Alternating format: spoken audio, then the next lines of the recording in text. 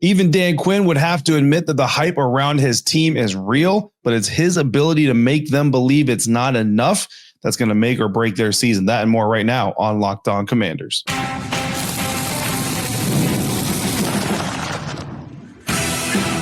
You are Locked On Commanders, your daily podcast on the Washington Commanders. Part of the Locked On Podcast Network, your team every day. And welcome into Locked On Commanders, where we watch the film, break down the data, and we call it as we see it. I'm your host, David Harrison. This is your daily podcast covering the Washington Commanders, part of the Locked On Podcast Network, your team every day. And not only am I here with you 5 days a week, I'm also covering the Washington Commanders for Sports Illustrated's CommanderGameDay.com and for WUSA9.com, your local DMV CBS affiliate. Thank you for making Locked On Commanders your first listen or view today. Whether you're an everydayer or you're simply here just checking out the scenery, I appreciate you for coming through. And to those everydayers who come through for every episode, a special thank you goes out especially to you. If you haven't already, if you're out there, please subscribe for free on YouTube or wherever you're listening to today's episode. And if it is your first time here, thank you, welcome. Hopefully you like what you hear and you come back again and join us soon. Coming up on today's episode, what Sam Howell's path looks like now that he's in Minnesota, which trade rumors might actually have legs, and how Dan Quinn is going to keep the Washington Commanders locked in and away from the noise. Today's episode is brought to you by FanDuel. Right now, new customers can get $200 in bonus bets when your first $5 bet wins. It is Mailbag Wednesday here on Locked On Commanders. As you're watching this episode or listening to this episode, I am either preparing to go on my way or I am in Ashburn for our second look at Washington Commanders OTA practices on Wednesday afternoon. So we'll come back on our next episode with all kinds of news, notes, observations from that. But for this, we're doing our weekly mailbag episode, and our first one is about Dan Quinn, not just embracing the hype around the Commanders, but weaponizing it. Dr. Wonderful, insider Dr. Wonderful came through, said there's a lot of hype around the Commanders this year. This is new, and it can have a negative impact on the team. How does DQ manage the hype? So basically what I did is I'm going to pull all of the indicators, everything that I know, that I think I know about how this team is handled, and we're going to talk about how they're going to manage this hype, because the hype is real. It's high. 10 high visibility games coming up this regular season for the Washington Commanders on the NFL schedule. 5 primetime games. 1 overseason historic bout against the Miami Dolphins in Madrid, Spain. The NFL absolutely hook, line, and sinker, fully invested, fully buying into the hype around the Washington Commanders. It's actually kind of rare. Typically, you see the NFL, like a team does well for 1 year, like, oh, okay, good job. Here's 3 primetimers. Here's a couple of national televised games in the afternoon, things like that.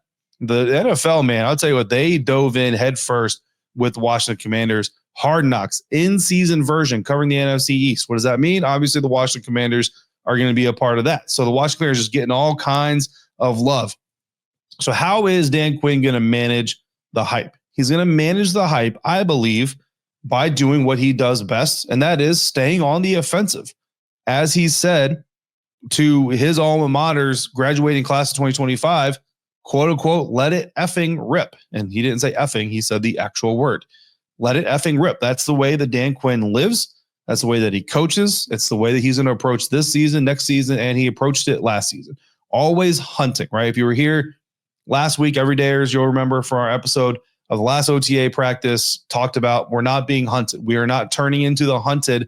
We are always, always, always going to be the hunter, always hunting, always going out there, because that mentality of we're always going out there looking for the next hunt, for the next mission, for the next whatever benchmark, that mentality prevents complacency. Complacency sets in when you get comfortable. If you believe your own hype, you can get comfortable. You can become that team that says, yeah, we're good, and we know we're good, and we know that we're better than you, or know we're better than that. If you come into everything saying, we might think we're better than you, but we got to prove it. We got to go get it. Nobody's going to hand you that medal. That is when you become the best version of yourself. And I go to players who are joining this roster, right? We had the interview with Dietrich Wise Jr. to end last week. And if you go back to that interview, I asked about the bag drills. I said, how many times have you done something like that in your football career, football life? And he got a big old smile on his face. And you could tell it was something that is not normal. It is not something that he enjoyed it, right? Got the blood flowing, got the practice started on the right tempo and all that stuff, but it's not something that people bring up. And that right there is a hunter's mentality. Get the juices going. We're not starting this thing slow. We're not warming up into this thing. Now, don't get me wrong, they do warm-ups and all that stuff. But when it's time to practice, it's time to go out there. We're not taking 10 minutes to ease into this thing, all right, jog and all that stuff. No, we're coming out here to do work. And when you talk about getting the right kind of people, when the Washington Commanders talk about getting the right kind of people, yeah, they're talking about the good human beings, the ones that want to do good in the community, the ones that are good sons, the ones that are good brothers, good friends, good husbands, good boyfriends, whatever. They want the people who aren't out there breaking the law on the weekend. But it also means they want the people who love competition. And I don't even mean love going out there beating the Dallas Cowboys on a Sunday afternoon. I mean, they love competing with each other as well. They want their job secured because they secured it, not because I've been doing this for X amount of time. I've had this many Pro Bowls and I want to go out here and earn it, or I don't want to have to go out here and earn it. I want to go out here and do this thing. I was a first-round draft pick. I deserve something. People who come into an organization like this one saying, I deserve something, are going to very, very quickly find out that mentality is going to get you shipped to Philadelphia. And hey, look, if you got shipped to Philadelphia recently, you got a Super Bowl ring out of it. Fantastic. But what this team knows is when it's time for them to scrap, they don't want to scrap with people who are just going to live off of their reputation, live off of their has-been, live off of what used to be. Used to be a Pro Bowler, used to be a first-round draft pick, used to be this, used to be that. No, what are you in 2025? The 2025 Washington Commanders have done nothing. That is why the Washington Commanders are going to be able to handle the hype, because the hype is all external. Internally, they know they have done nothing, and Dan Quinn is going to make sure that they know they've done nothing week in and week out. Veterans who have also been there and lost it all. They've won it all, but they've also lost it all. Zach Ertz, he's a Super Bowl champion. One of the greatest players to ever suit up for the Philadelphia Eagles, was on the cusp of retiring after Cliff Kingsbury left Arizona because it just wasn't working. And he knew I needed the right fit. I need the right circumstance. I need to be around the right people. Was on the cusp of retiring until Cliff Kingsbury came to Washington, called him up and said, hey, dude, let's go do this thing in Washington. Now look at him. Bobby Wagner, Super Bowl champion, one bad play away from potentially being another Super Bowl champion. He knows what it's like to be on the verge and to not reach it. Deebo Samuel has been so close to the top of the NFL mountaintop several times, never got there. These guys know better than anybody, and they're not the only ones, how razor thin the line between being a champion and being a loser is in the NFL. So there's enough people around here. DQ and his staff aren't going to look at hype as the accomplishment, right? Everybody getting excited. Everybody giving us primetime games. Everybody wanting us on HBO. That's not the achievement. That's not the excitement. That's the distraction. People think you're good, but right now you're 0-0, like everybody else. I think that's the message from Dan Quinn. The 2025 Commanders haven't done anything. Only he's not going to say anything. He's going to say a word that probably starts with an S. Haven't done S word, but we're going to say anything. We're also going to answer Merle's question about the player that surprised us in OTA so far. So Merle came through, wants to know that. We only had one OTA practice so far, but I will tell you that Trey Amos was easily the most surprising player for me. Not because I didn't think the young man was talented, but I didn't expect a day one interception off of Jayden Daniels to come. Great ball skills shown there. Nick Allegretti lining up at right guard. A little bit of surprise to me. I thought the right guard probably would go down to like Trent Scott, Andrew Wiley, depending on Josh Connerly Jr., perhaps Josh Connerly Jr. either, and Andre Jones Jr. I'll tell you right now, I got to confirm it with him. I got to talk to Andre Jones hopefully on Wednesday out there at OTAs. But Andre Jones looks bigger. We talk about players looking bigger. I think Andre Jones looks like he's put on some muscle this offseason. So right now, those three are my surprises. Again, we'll do more surprises as we get through the OTAs more and into the mandatory minicamp. But for right now, those are my three surprises so far through one practice. If the Commanders are going to stay grounded, that doesn't mean they're necessarily going to stand still. There are trade rumors flying. Some of them are still worth paying attention to. That coming up next on today's episode of Locked On Commanders, part of the Locked On Podcast Network, your team every day. And today's episode of Locked On Commanders is brought to you by FanDuel. The Commanders are embracing the hype. Trade buzz is heating up, and the offseason energy feels like playoff intensity, just like what we're seeing in the NBA playoffs in real time right now. Every night brings highlight reel moments, game-changing moments, momentum swings, and breakout performances that feel a lot like watching Jayden Daniels take over OTA reps. And with FanDuel, You don't have to just watch it. You can be in on it. FanDuel makes it easy for you to stay locked in before tip-off and as the game unfolds. Whether you're tracking a player heating up or seeing a comeback build up live, you can stack a same-game parlay in real time and turn your instincts into action. Last night, I was watching the team get hot in the second quarter, hit a live prop, tied it to a parlay, and it made a routine game a whole lot more fun. That's the edge FanDuel gives you. New to FanDuel, it's perfect time to sign up. Head to FanDuel.com, place your first $5 bet. If it wins, you'll get $200 in bonus bets. Make every moment more with FanDuel, official sports betting partner of the NBA. If the Commanders really believe they're ready to contend, exploring aggressive moves like adding Jalen Ramsey or Trey Hendrickson might be in the cards. Might just be more than a little bit of smoke. Insider Paul came through, said, what do you think the chances of Washington trading for either Jalen Ramsey or Trey Hendrickson are? Both I've seen being linked to Washington. It's a good question. Jalen Ramsey, defensive back, Miami Dolphins. ESPN's Jeremy Fowler said the Commanders were a team that showed interest in acquiring Jalen Ramsey. Now showing interest and being heavily involved in trade talks, like those can be different things, but there's at least, some sort of, knocking on the door a little bit from the Washington Commanders. According to Spot Track, the team that trades for Jalen Ramsey as is, right? There's always money that can be shifted in the trade conversation and all that stuff. But right now, as is, current contract, the team that trades for Jalen Ramsey would acquire $5.9 million against their salary cap. That's nothing. That number only grows, though, starting with $18.2 million in 2026, and then even more in 27, more in 28. And then 29, a $12.3 million void year dead cap hit if he's on your team. That's a pretty good amount of money.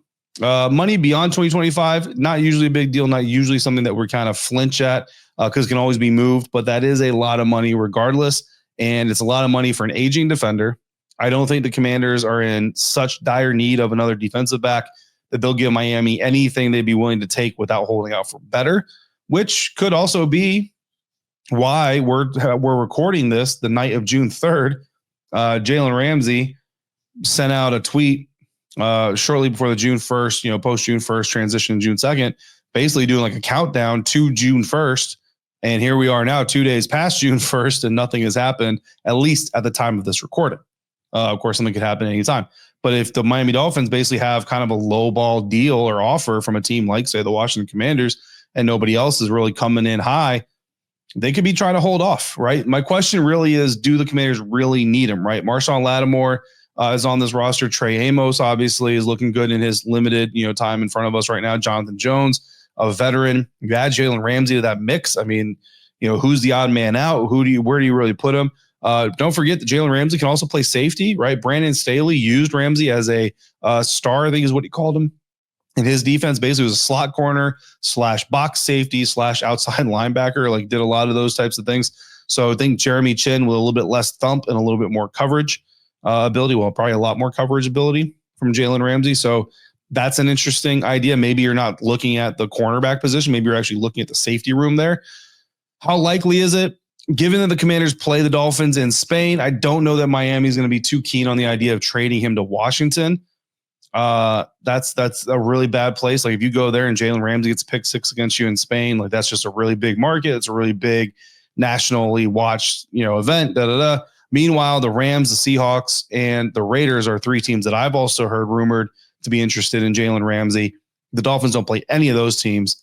So I think they probably prefer to send him back to the Rams, right? The Rams are in the NFC. They're not playing the Dolphins this year. So if you see the Rams, it's because you're both in the Super Bowl. And at that point in time, you'll take that, right? So my percentage, I'm going to go like 10, 15%, right? Not nothing, but not a lot. I don't necessarily think it's going to happen. But it could certainly happen. Like I'm not going to say it's not a realistic possibility. Then there's Trey Hendrickson. The Commanders have been tied to the thoughts of trading for the Bengals star since the beginning. Since the moment it was revealed that Trey Hendrickson wanted more money or a trade, and the Bengals gave him and his representatives permission to go seek a trade, the Washington Commanders have been part of that conversation, part of those rumors, part of the speculation. The thought is that Trey Hendrickson wants Danielle Hunter money, which is $35.6 million annual average value or more. That's a lot. Truthfully, the more that gets handled in the court of public opinion, like Trey Hendrickson showed up to a camp practice one day and literally just held court with the media. And, I get it. He wanted to speak his mind, and certainly that's his right. And as media members, like we're going to report it. But I kind of thought it was little bit weird. You know what I mean? Like not really the best way to do things. But that's what he feels like he has to do. That's what he feels like he has to do. If Washington were to trade for him, of course, they would be willing to pay him because that's what this is all about, is him wanting to be paid. So I don't think it would necessarily be a distraction or anything like that. Truthfully, I think by now, if anyone was going to pay Trey Hendrickson the amount he wants, the Bengals would have just traded him. So I feel like this is either going to go into training camp or he's staying in Cincinnati. That's what I think is the eventual outcome of this whole thing. The Commanders do have a need there, though. I think more of a need there than they do in their defensive back group. However, I don't necessarily think it's got great chances of working, but I'll put it like 20 to 25% that I think that Trey Hendrickson to Washington could be a thing, which is better odds than our next question. Insider Fran came through. Give me your gut. What is the percentage odds you think the Commanders might trade for Alvin Kamara? I, for one, would love it. All caps, love it. If they got him, I think we're Super Bowl bound for sure. Certainly getting Alvin Kamara would make the Washington Commanders instant better, I should say, Super Bowl favorites, NFC East Division champion favorites. I think that this one's got about a 0% chance of happening, unfortunately. I asked Ross Jackson, host of Locked On Saints, New Orleans Saints beat reporter, the chances of the New Orleans Saints being willing to trade Alvin Kamara, and he said they're not trading Alvin Kamara. The Saints just signed him to a 2-year extension in October. And it's not exactly like the Saints were a playoff team in October either. Like they weren't, they were already bad then. Signed him to extension. Alvin Kamara has said publicly that he has no interest in leaving New Orleans. He wants to stay in New Orleans. So I think that, both sides like each other, love each other, all that stuff. Kamara doesn't have like a long time left on his deal anyway. It's not very restrictive, right? Like they've got other fish to fry as far as that's concerned. So, I think that Alvin Kamara is staying in New Orleans. I'm pretty confident in that. So whether or not a trade happens, the roster is mostly set for the Washington Commanders. You have the potential of another addition or two, certainly here in the near future. That includes some new familiar faces in new places, including Sam Howell, former Washington Commanders quarterback, now in Minnesota. We got a question to wrap up the mailbag episode about him coming up next on today's episode of Locked On Commanders, part of the Locked On Podcast Network, your team every day.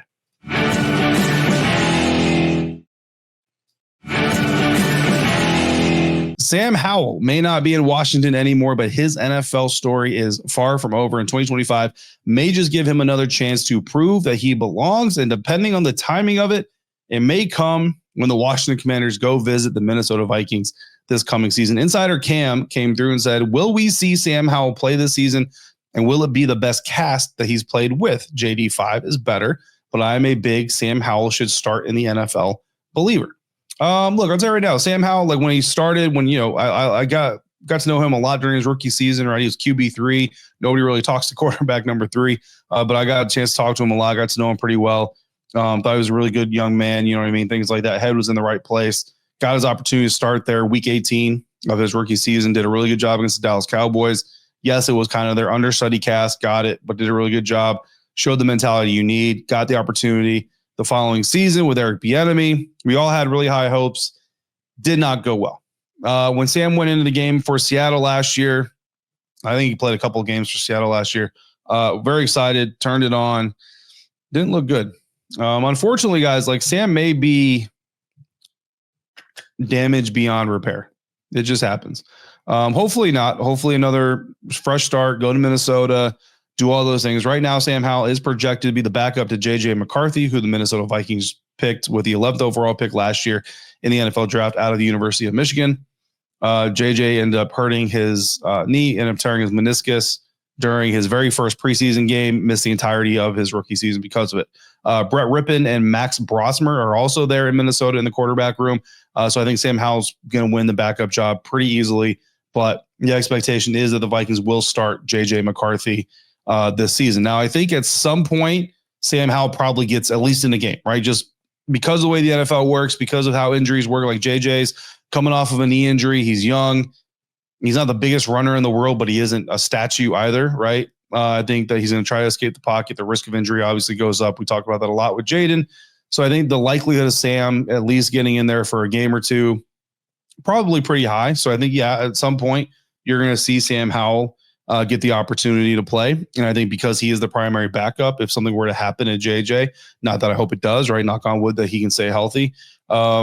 then Sam, presumably, right, unless something changes in the quarterback room from now to then, would be that guy. Now, truthfully, you look at the Cleveland Browns situation, they've got to get rid of somebody over there. So, like, could Kenny Pickett get traded to the Vikings and basically become their backup? Possibly. Could, I don't know, Joe Flacco end up over there? Could, Dylan Gabriel end up over, like, there's all kinds of different things that could happen, but that's a bridge we can cross when we get there. As for whether or not the Vikings have the best cast that Sam Howell would play for or play with, yeah, I think he is. In fact, I scored it, right? So in Washington, the receivers he had, Terry McLaurin, Curtis Samuel, Jahan Dotson. Tight end was Logan Thomas. Running backs, Brian Robinson Jr., Antonio Gibson. In Seattle, he played with receivers Jackson Smith and Jigba, DK Metcalf, Tyler Lockett. Tight end was Noah Fant. Running backs, Kenneth Walker III and Zach Charbonnet. In Minnesota, he's going to have Justin Jefferson, Jordan Addison, Jalen Naylor at receiver. Tight end, TJ Hawkinson. Running back, Aaron Jones and Jordan Mason. So what I did is I very simply, like for the receivers, I ranked them from 1 to 9. The running backs, 1 to 6. The tight ends, 1 to 3. And it was simple. If you're the number one guy, like Justin Jefferson's the number one receiver on this list. Minnesota got 1 point for him. Terry McLaurin, number 2 receiver on the list. The Commanders got 2 points for him, so on and so forth. And it's golf. Whoever had the lowest score has the best supporting cast that Sam Howell is going to play for. The Washington Commanders came out with 30 points. Seattle Seahawks, 22 points. Minnesota Vikings, 20 points. So yes, the Minnesota Vikings, in my opinion, in my ranking, have the best supporting cast around Sam Howell that he will have played with. But again, a lot of that's going to depend. Is Sam Howell capable of playing with confidence again? Is he capable of making smart decisions again? Or is he so shell-shocked from his experiences in Washington that he's just damaged beyond repair? I really hope not. But yeah, I do think that you'll probably, if you're a Sam Howell fan still, even though he's not wearing burgundy and gold, I do believe that you will probably get the opportunity to see him play at some point. And the best part is, as long as the home game, Minnesota also plays in a dome. So we got hype, trade buds, former quarterback journey, no shortage of things going around the Washington Commanders. But the 2025 story marches on today, second day that we get to go out for OTA practices. I will be in Ashburn for our second look at the Commanders practice this year. That's going to do it for this episode of Locked On Commanders. Coming up next on Locked On Commanders, we will discuss what I see on Wednesday, all leading into some quotable conversations with Commanders assistant coaches coming up Friday to end the week. In the meantime, if you've got questions or comments, you can text those to me directly by becoming a Locked On Commanders Insider at joinsubtext.com/Locked On Commanders Insiders. You're going to get a lot of texts from me about press conferences on Wednesday, some text messages from me during practice on Wednesday. Depends. I think we're going to be outside. And unfortunately, when we're outside, I have really bad cell reception during practice. So I'll do the best that I can, and then so on and so forth. So for your second listen of the day, check out Locked On NFL Scouting with Kyle Krabs and Joe Marino. As training camps get closer, they will help you stay the most informed NFL fans around. You can find Locked On NFL Scouting on YouTube or wherever you're listening to this very podcast. As always, thank you for making Locked On Commanders your first listen of the day. To all the everydayers out there, I see you, I appreciate you, and I thank you. Until next time, stay safe, be good to one another. We will talk again soon right here on Locked On Commanders, part of the Locked On Podcast Network, your team every day.